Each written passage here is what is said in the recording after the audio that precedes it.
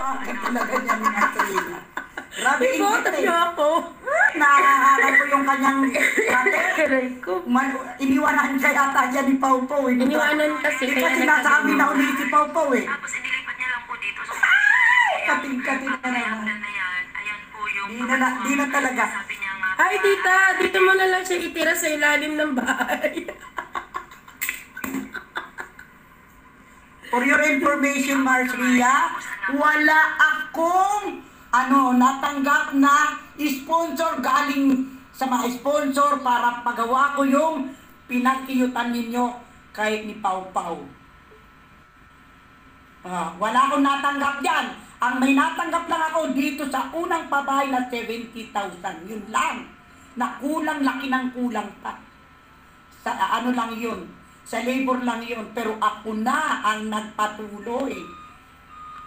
Pero doon sa sinasabi mo, wala nang sponsor yun. Naggumagawa ka na naman ng kwento, walang kwenta. Binigyan niya po ako dyan. May resibo ka, ipakita mo. Ipakita mo kung mayroon kang resibo na may nagbigay sa aking sponsor dyan kung saan kayo nag-live-in. Sana all. Nagparausan. Ay, nga pala. Inano niya ako. Kasi daw, yung shot ako daw malayo. Kaya daw, anong-ano raw ako.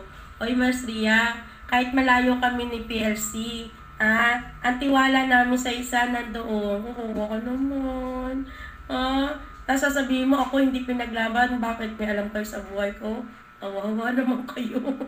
Anak, sino ba sa lahat ng mga nandito, paki-download niyo po, isip niyo po